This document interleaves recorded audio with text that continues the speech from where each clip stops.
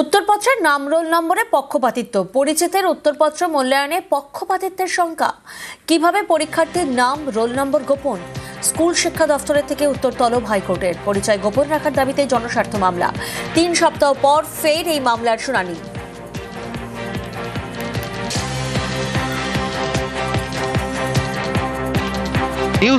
নমস্কার, good morning. খবর দিনভর নিয়ে আপনাদের সাথে আমি প্রিয়াঙ্কা।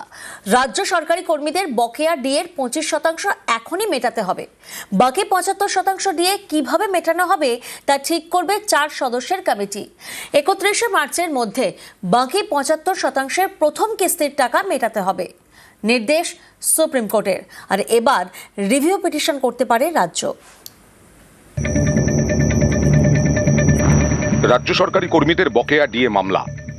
বৃহস্পতিবার সুপ্রিম কোর্টের বিচারপতি সঞ্জয় করল এবং বিচারপতি প্রশান্ত কুমার মিশ্রার বেঞ্চ জানিয়ে দিল, ডিএ আইনি অধিকার। রাজ্যকে এখনই বকেয়া ডিএর 25% মেটাতে হবে।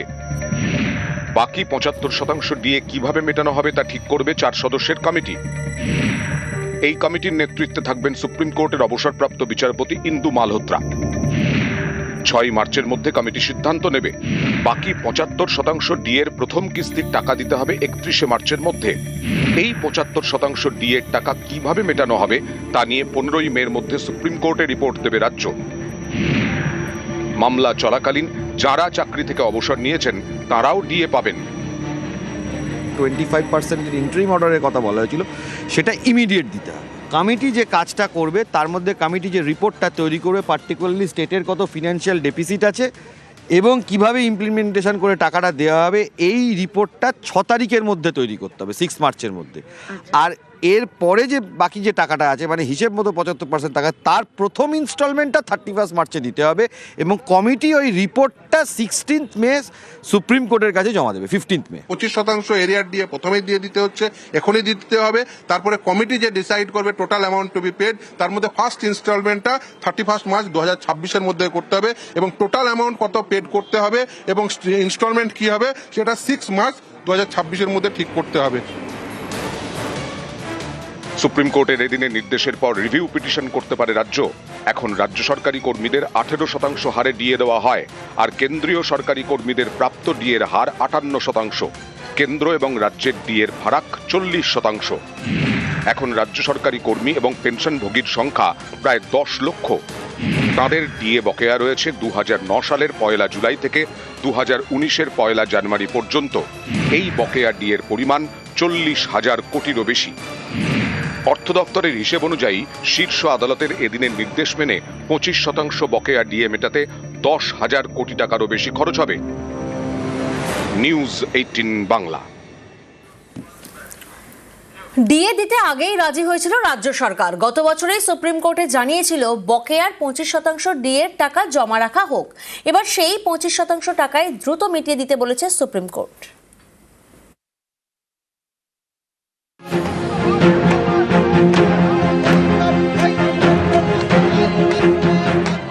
বকেয়া ডিএর দাবিতে দীর্ঘদিন ধরে চলছে আন্দোলন।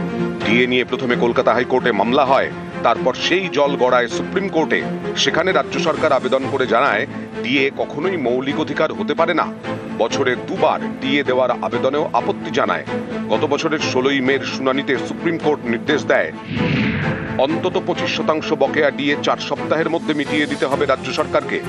তখনই রাজ্য বলে 25% টাকা সুপ্রিম কোর্টে গচ্ছিত রাখা হোক, কারণ মামলায় রাজ্য জিতলে ডিএর টাকা পুনরুদ্ধারে জটিলতা সৃষ্টি হবে। বৃহস্পতিবার সেই ডিএ মামলাতেই সুপ্রিম কোর্টের নির্দেশ, রাজ্যকে এখনই বকেয়া ডিএর 25% মেটাতে হবে। অর্থাৎ এই টাকা আগেই দিতে রাজি হয়েছিল রাজ্য সরকার।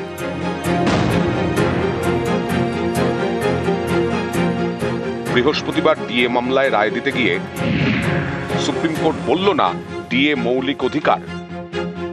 ডিএটা মৌলিক অধিকার আমরা কোনোদিন দাবি করিনি। আমরা বলেছি যে আইন স্বীকৃত অধিকার।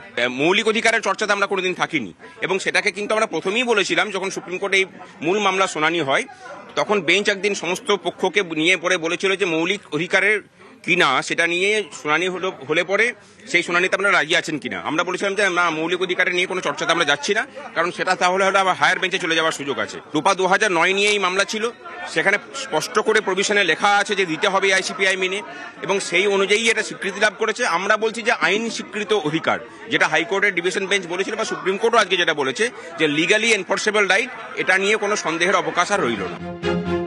রায় দিতে গিয়ে সুপ্রিম কোর্ট এদিন এও জানিয়ে দিয়েছে বছরে 2 বার ডিএ বাধ্যতামূলক নয়। নিউজ 18 বাংলা।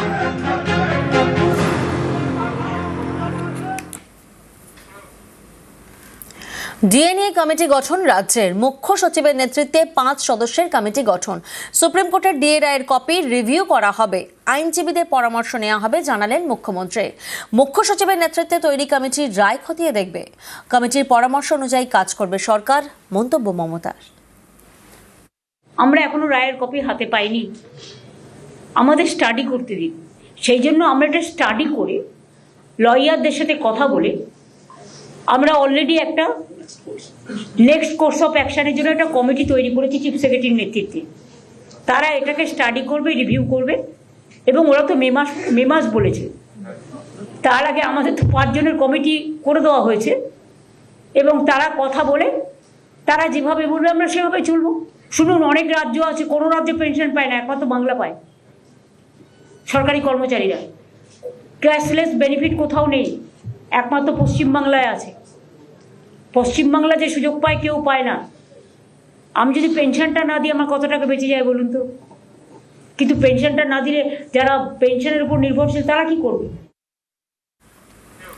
ভোটের আগে ডিএ মামলার রায়ে রাজনীতির চর্চা।